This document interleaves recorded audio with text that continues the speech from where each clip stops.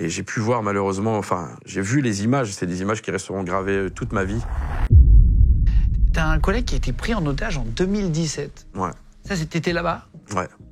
Qu'est-ce qui s'est passé exactement? Ah, c'est un moment très très dur à vivre parce que, en plus, un super collègue. Alors aujourd'hui, je peux en parler en toute liberté parce que tout s'est très très bien fini et c'est bien le principal.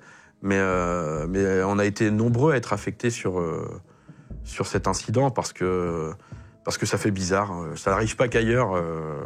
Ça peut arriver n'importe où, n'importe quand. Et j'ai pu voir malheureusement, enfin, j'ai vu les images. C'est des images qui resteront gravées toute ma vie. De voir mon collègue qui a une ouverture de cellule et il y a un détenu qui est sur la coursive et qui attire l'attention de mon collègue, donc il tourne la tête alors qu'il est à la porte ouverte et on voit le détenu, ça va très très vite, qui lui met un ciseau sous la gorge et on le voit attirer dans la cellule et de là plus rien puisqu'il n'y a pas de caméra en cellule, on voit juste la caméra de la coursive, il est attiré et de là commence l'inquiétude et les minutes deviennent des heures quoi. Tu fais quoi à ce moment-là? Moi, je travaillais pas ce jour-là. J'ai été averti qu'il y avait une prise d'otage. En tant que représentant syndical et en tant que collègue, je me suis porté volontaire et je suis venu tout de suite sur l'établissement pour voir comment les collègues allaient, essayer d'avoir des nouvelles. Après, faut dire que l'établissement aussi, la direction de l'époque a quand même bien fait les choses. Il y a eu une bonne prise en charge aussi de la famille à côté de ça. Une gestion de l'incident qui a quand même été bien faite. C'est passé quoi? Il y a eu une cellule de crise qui s'est mise en place au niveau de l'établissement jusqu'à la direction de l'administration pénitentiaire et le ministère de la Justice.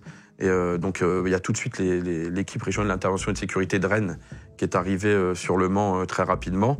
Parce que le mec a pris ton collègue, il s'est enfermé dans sa cellule? Voilà, en fait, ce qu'il a fait, c'est que il a volé les clés du surveillant et il a demandé à un autre détenu de fermer la porte avec les clés et d'aller donner les clés au rez-de-chaussée en disant « Voilà les clés du surveillant, il est pris en otage ». Ah waouh. Voilà. Ok. Donc voilà, j'ai une pensée pour lui aujourd'hui. C'est un collègue qui est gradé aujourd'hui et je profite pour lui passer un grand bonjour. Et parce qu'il nous a tous fait peur ce jour-là. Enfin, c'est pas lui qui nous a fait peur, mais on avait peur pour lui. Et après de longues négociations, le détenu demandait son transfert. Il a fini par être transféré, mais pas là où il voulait, parce qu'on va pas lui donner raison non plus. Hein, voilà.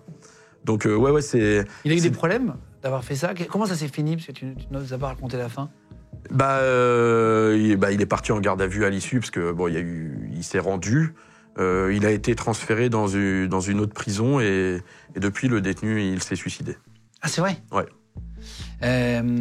Donc ça peut arriver, il faut faire attention quand même, toi aussi, tout le temps, il faut être sur ses gardes. Ouais, faut être détendu, mais sur ses gardes. Mais c'est très très dur d'être... Enfin, faut toujours être vigilant, bien évidemment, sur le comportement. Mais si vous allez au travail en reculons ou si vous longez les murs, vous pourrez pas tenir dans ce métier. C'est impossible. Donc oui, il faut toujours être vigilant, mais on peut pas non plus longer les murs par peur.